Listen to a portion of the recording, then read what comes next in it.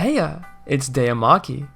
Mystery Gift is one of the oldest mechanics that still remains in Pokemon to this day. It has existed in every mainline entry since Generation 2. Sort of. What I want to do, though, is talk specifically about the themes that go along with Mystery Gift. You know, the one that goes da da da da da da da da da da. When listening to these themes on YouTube, I'd check the comment section and sometimes find some discussion about the themes themselves. And so I wanted to take a deeper look and give a more centralized and comprehensive view of the evolution of the theme as the series progressed. And I gotta say, there's definitely some interesting stuff here. And so, let me take you on a ride of the history of the Mystery Gift themes.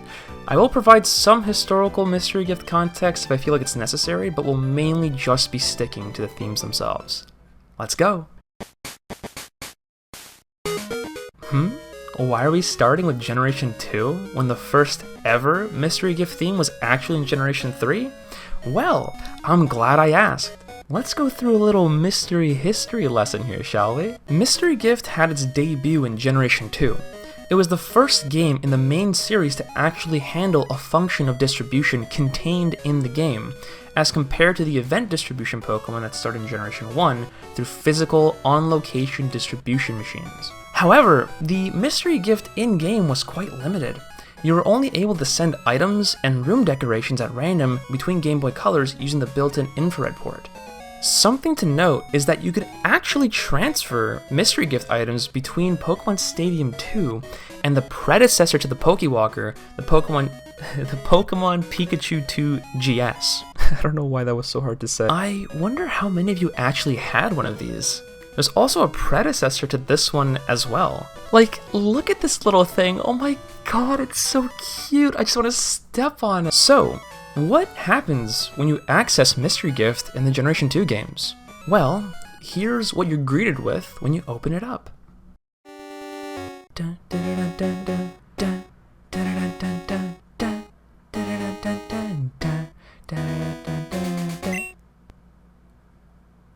Oh.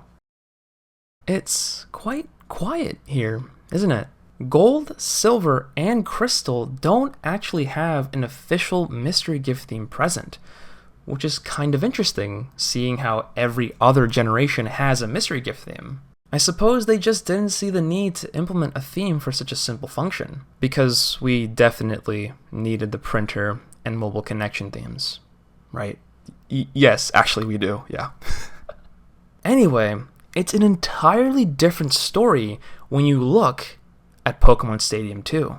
This is where my mind was blown. I'm not a Pokeboomer like some of you out there. I mean that with love. So, it was shocking to me when I actually heard this.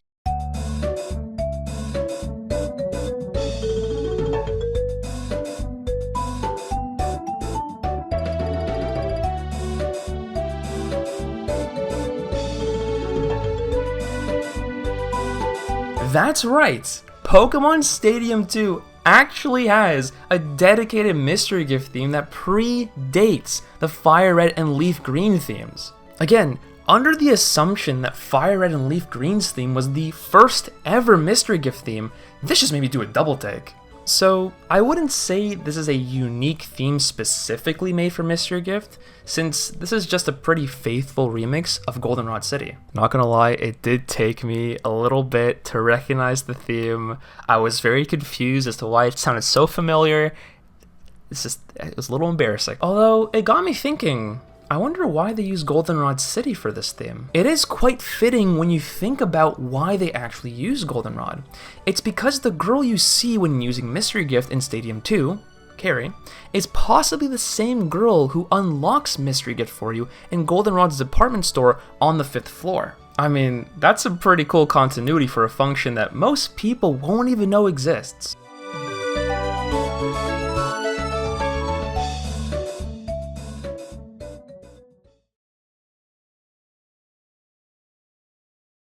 Oh.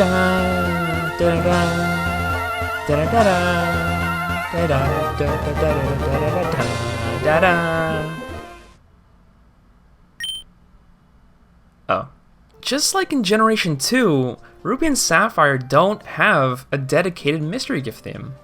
Well, technically, it wasn't called Mystery Gift in Ruby and Sapphire, but instead it was called Mystery Event, which was weird because Gold, Silver, and Crystal called it Mystery Gift, and Fire Red, Leaf Green, and Emerald called it Mystery Gift. Though, in the Japanese version of Emerald, both Mystery Gift and Mystery Event are present. Let's just pretend this did not happen, okay? Getting back to the main point, Mystery Event is pretty much a silent process. Aside from what the e-reader was doing, I found this out while scripting out this video, but there's an entire OST for the e-reader. Also, for the uninformed, like me, who never had an e-reader, basically this thing's an external device where you would have these cards with barcodes on them, and you'd have to take the very deliberate and delicate process of slowly sliding the card to unlock whatever was inside of it. Apparently, the only mystery event, in terms of in-game events, you have access to in Ruby and Sapphire is with the Eon ticket, so you can catch Latias or Latios depending on your version. And that's what the e-reader lets you unlock. And so, this is the theme you hear when wanting to transfer over the Eon ticket event to your game through the e-reader.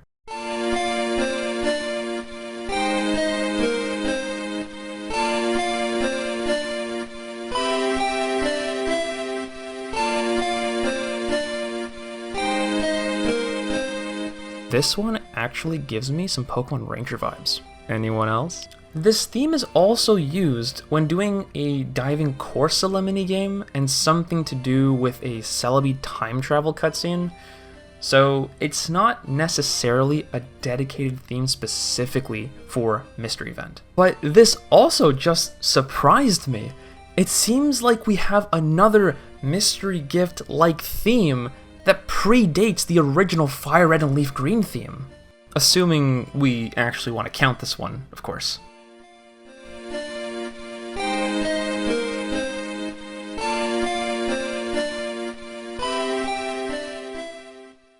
I'll just get a little bit ahead of myself here with the fan theories, but I don't think it's very likely that this theme influenced the Mystery Gift theme that we hear in Fire Red and Leaf Green. I mean, it sounds more like a Mystery Gift theme than a remix of Goldenrod City, and it's definitely more than what Gold, Silver, and Crystal and Ruby and Sapphire did, so they were moving towards more intentional themes at this point. Sort of. And so, at last, or well, I guess at first, that brings us to January 29th, 2004, with the release of Fire Red and Leaf Green in Japan, where we actually get our first mainline Mystery Gift theme.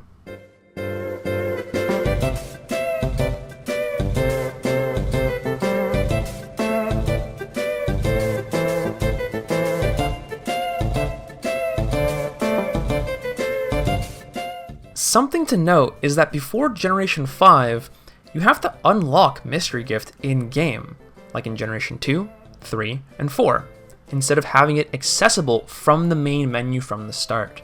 However, for Generation 4, Heart Gold and Soul Silver doesn't need you to enter any specific phrase. You just need to progress to the point where you get your Pokédex. But in Generation 5, it has the Mystery Gift option from the start without needing a save. I forgot to mention this, but in Brilliant Diamond and Shining Pearl, just like in the original games, you have to unlock Mystery Gift through a phrase, but this time it's through a dialogue option.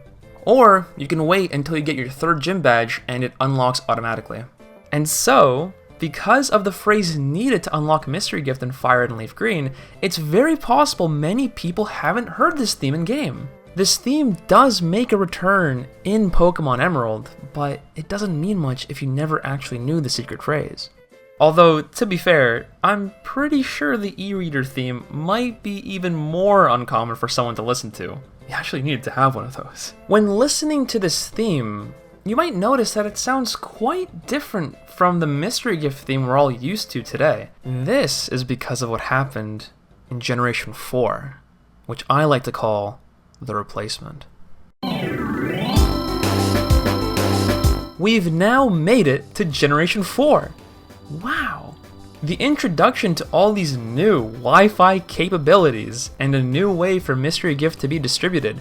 Infrared lights? E-readers? Yeah, right. We got the airwaves now, baby. Generation 4 establishes a pivotal moment for the future of the Mystery Gift theme moving forward. There might be a bit of confusion when trying to hear the Mystery Gift themes in Diamond and Pearl and Platinum specifically, because there are actually two separate Mystery Gift themes. In Diamond and Pearl, this is the theme that's used for Mystery Gift.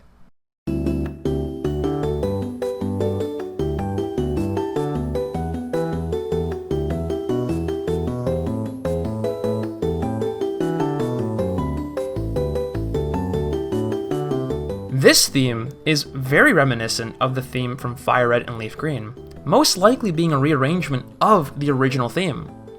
Just like the theme in Fire Red and Leaf Green, this one is still composed by Ichinose, but arranged by Sato. Now, I'm sure some of you behind your screen of choice will be saying, but hold on, this is the Wi-Fi connection theme, and you would be right, because not only is this the Wi-Fi connection theme in Diamond and Pearl, it is also the Mystery Gift theme as well. Look, sometimes we need a bit of redundant statements here just to make a point, okay? I guess you could argue that this theme isn't technically the Mystery Gift theme, because it gets repurposed elsewhere, just like how the e-reader treated the Eon Ticket theme. It was only when Pokemon Platinum rolls around that we get introduced to the first impact of the new Mystery Gift theme.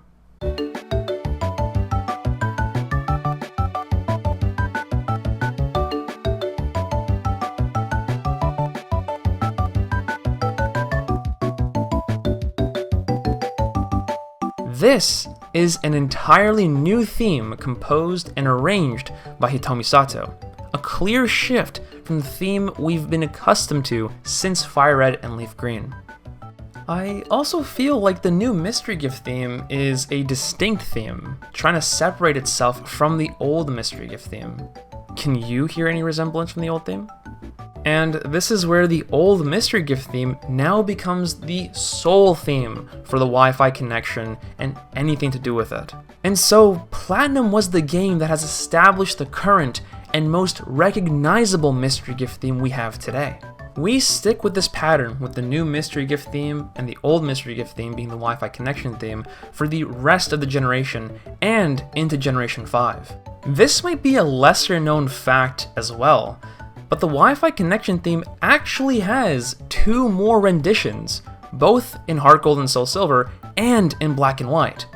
So we still get to hear what the variations of the original Mystery Gift theme could have sounded like in these games as well. This is the Mystery Gift theme for Heart Gold and Soul Silver.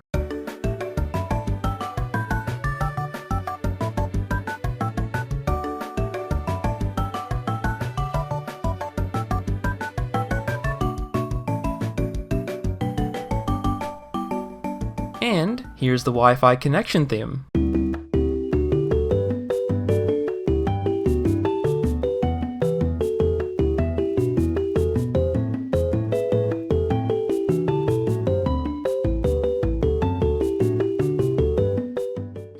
As for Generation 5, here is the Mystery Gift theme, which is my personal favorite, by the way. Well, in terms of new Mystery Gift, I think Diamond and Pearl's Mystery Gift is by far my favorite, but who's really asking?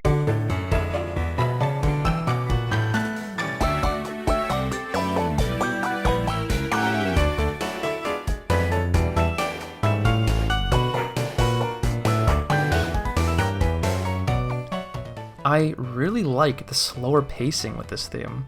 Also, fun fact, it's the longest Mystery Gift theme we have compared to any other theme. It's also cool that Go Ichinose came back to make the arrangement for this theme. So it becomes this reversal of how it was for the Diamond and Pearl Mystery Gift theme.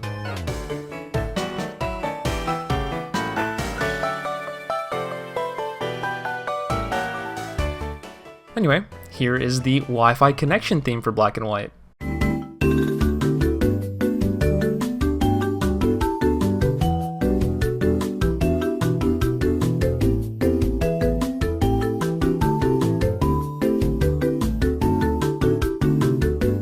Black 2 and White 2 use the same themes as Black and White, by the way. There really isn't much else to say about this period of mystery gift themes after the shift Platinum has created.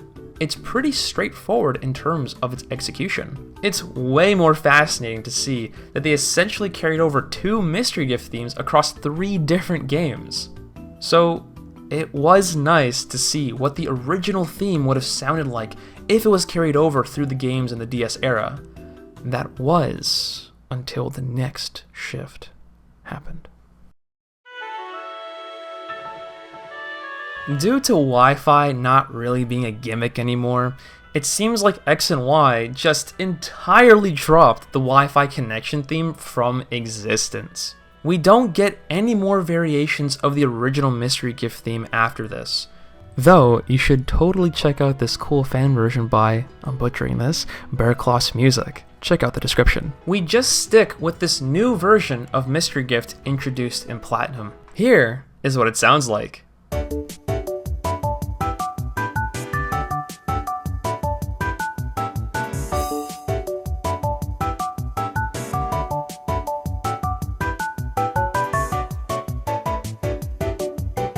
And here is what it sounds like in Omega Ruby and Alpha Sapphire.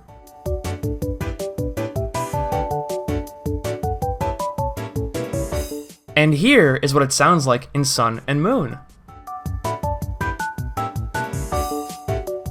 And here is what it sounds like in Ultra Sun and Ultra Moon.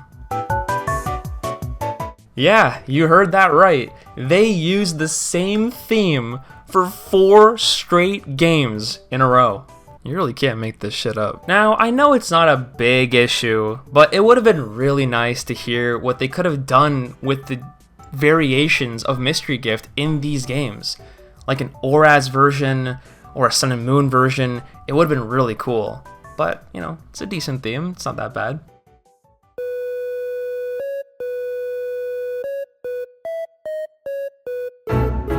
Surprisingly, we get a new variation of the Mystery Gift theme in Let's Go Pikachu and Eevee. It's sort of reminiscent to how it was done between games in the same generation, like how it was with Diamond, Pearl, and Platinum and Heart Gold and Soul Silver. Because yes, Let's Go Pikachu and Eevee are technically Generation 7 games. Although, I guess you could argue that because they still used the Gen 6 Mystery Gift theme in Sun and Moon, that it's not like how it was in Diamond, Pearl, and Platinum, Heart Gold, and Soul Silver, but I digress.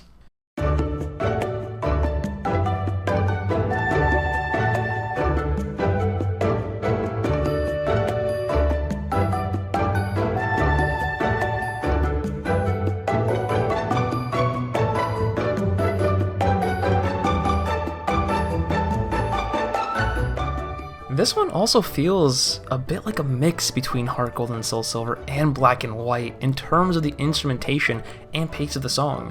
It sounds more orchestral like Heart Gold and Soul Silver, but slower like Black and White, except it's slightly faster than Black and White, but you know, you get the point.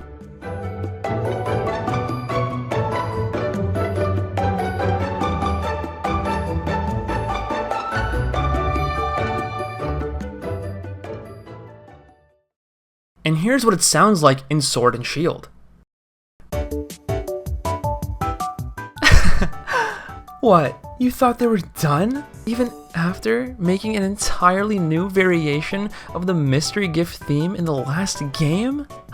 No, did you expect something else? I find it to be really funny that they didn't even try to make a new Mystery Gift theme, but instead returned the X and Y theme 5 times. You know, maybe it was supposed to express that even in a new generation on a new system, they'd still be reusing things from X and Y, And here is what it sounds like in Pokémon Home. Now, here we come to a very interesting oddity between Brilliant Diamond, Shining Pearl, and Legends Arceus. I refuse to say like Arceus. Shut the fuck up. As a lot of Poke fans know, Brilliant Diamond and Shining Pearl was a remake that was supposed to be very faithful to the original games. So much so that they didn't use any Platinum content. Great decision, by the way, except for this.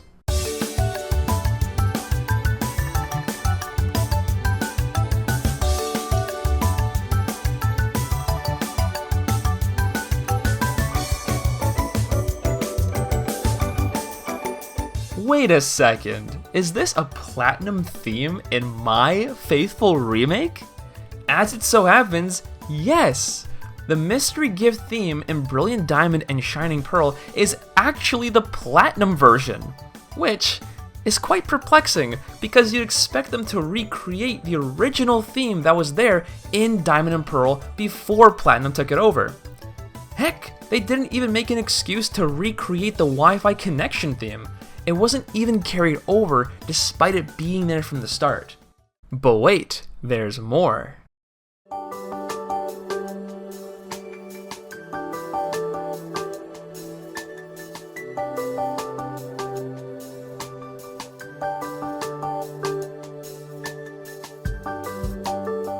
Ichinose comes back to help compose what sounds very reminiscent to the original Mystery Gift theme. Yet, Legends Arceus was supposed to be more like the third game, or closer to Platinum than Brilliant Diamond and Shining Pearl were, so this game should have been the one to actually use Platinum's Mystery Gift theme. I'm just really happy that after almost 10 years, we get a modern day variation of the original Mystery Gift theme. Too bad I can't end on this note because Generation 9 exists.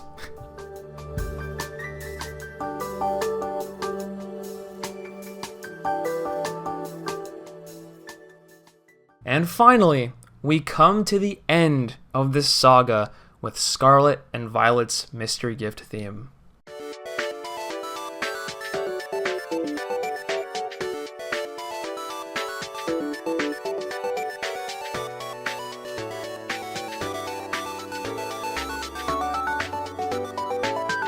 This one sounds way more retro and gamey compared to all the other Mystery Gift themes. I'm not too sure as to why Sato went with this kind of style for this theme, but it works. Because this is actually the first new Mystery Gift theme in over 9 years in a main series Pokemon game, if you don't count remakes or Legends. I still find it very impressive how they use the same theme over and over and over again for almost 3 generations. And so that concludes the history of the Mystery Gift themes.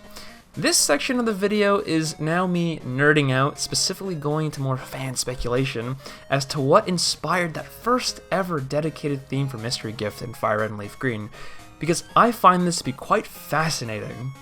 It also gives me an excuse to talk about some lesser known themes and their connection to the series. I have some candidates that have been talked about in the comments section of these Mystery Gift theme videos, and I'd like to quickly just go through them.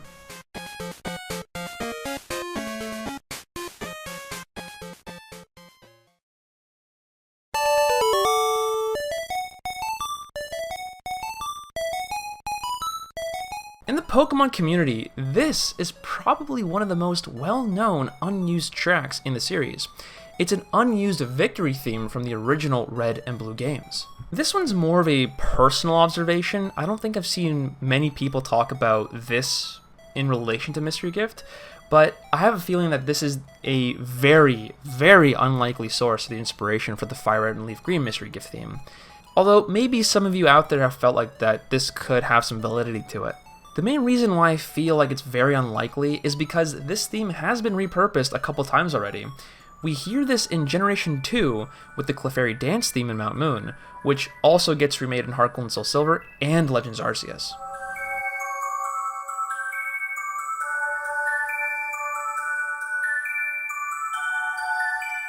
What's really cool though is that this eventually did become a victory theme in Pokemon Stadium 2.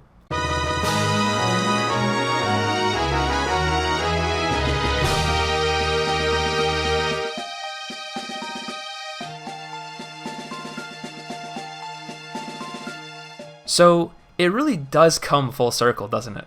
But did Mystery Gift take inspiration from this? I really don't think so.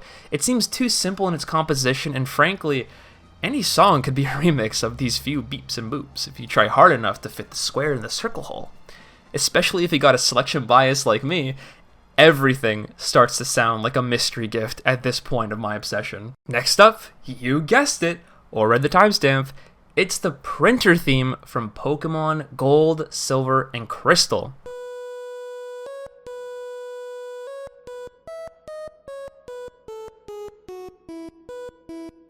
I feel like this theme might be slightly more possible than the previous one, but less possible than the next one.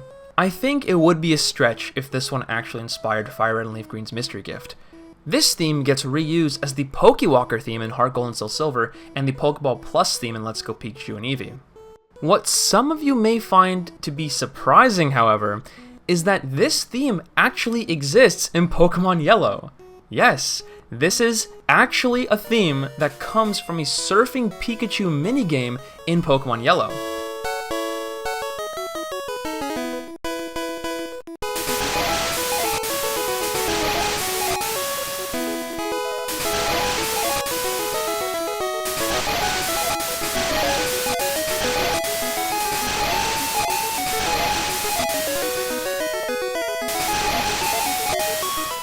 It just has the melody taken out and slowed down in tempo in the printer version. You particularly want to listen to the backing track, not the main melody. You can hear parts of the printer theme in there.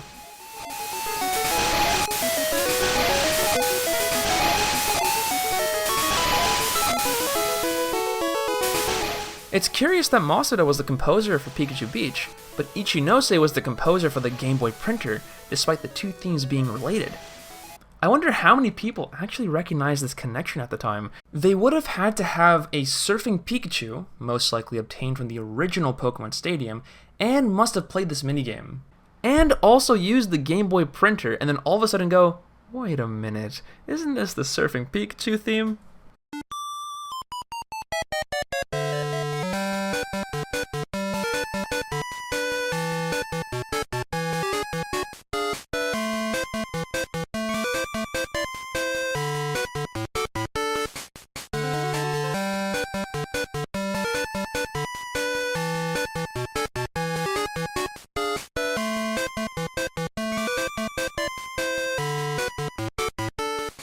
This right here, this theme is what got me to want to make this video in the first place. And it is a theme I believe to be the most likely inspiration for the original Fire Red and Leaf Green Mystery Gift theme. This is the Girl Encounter theme from Gold, Silver, and Crystal. It could also be called the Beauty Encounter theme. I would imagine that this theme was used as a base, or at least some sort of inspiration for the Mystery Gift theme, seeing how there is a similar structure to how it sounds. Go Ichinose also worked on this theme, composing and arranging it, much like how he composed and arranged the original Mystery Gift theme. Although that could be said about any theme he composed and arranged, so it's not the hardest evidence confirming this.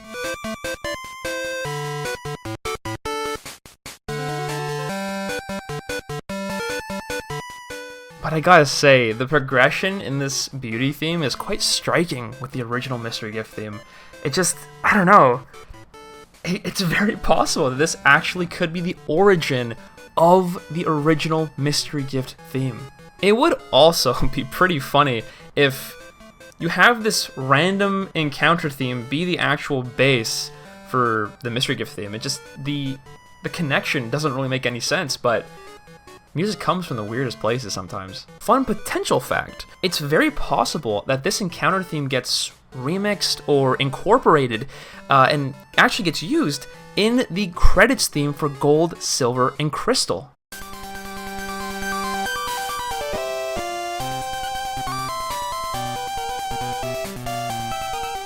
It would make thematic sense, seeing how this theme plays right after you beat Lance when Mary and Oak show up. It's cool that you can hear these themes remade in Heart Gold and Soul Silver as well, though I couldn't find any real sources pinning this theme to be incorporated into the end credits. Though, it's possible. What do you think?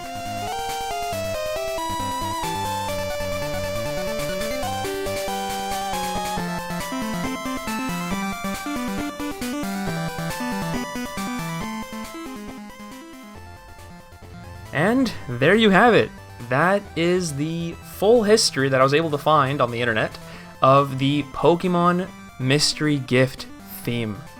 Man, it was it was definitely something to research. Like, I thought this would be a very simple video to make and be very straightforward, but with the complexities and finding out more information, like through Pokemon Stadium 2 and the e-reader, I didn't even anticipate there to be more before the Fire Red and Leaf Green themes, because I thought the beauty theme itself would have been that thing, would have been enough to just say, like, this is the thing that started it all. But no, it just seems that there was more to unravel as I kept digging. So yeah, it was fun. It was fun to just do some research, read Bulbapedia, you know, see some stuff that I never even knew existed, like the predecessors to the Pokewalker, or the surfing Pikachu minigame that inspired the printer theme. Like, I don't know.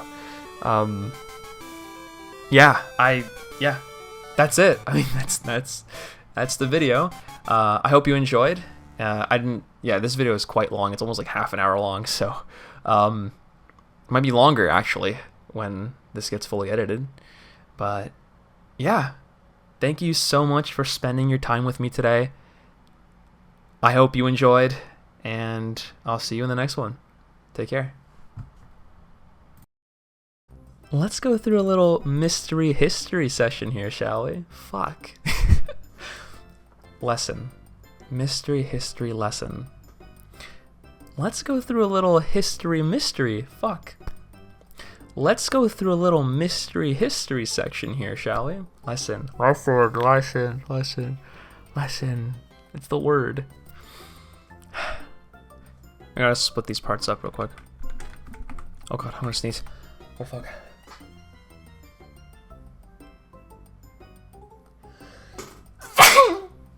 Oh, excuse me. Is with the Eon ticket. So you can unlock... Fuck. That's what you can do. This one actually gives me some Pokemon Ranger vibes. Anyone else? In Pokemon Emerald. But it doesn't really mean much if you can't get the secret theme. Fuck, secret theme? Where'd that come from? Wow. Surprisingly, between Brilliant Diamond, Shining Pearl, and Let's Go, what the fuck?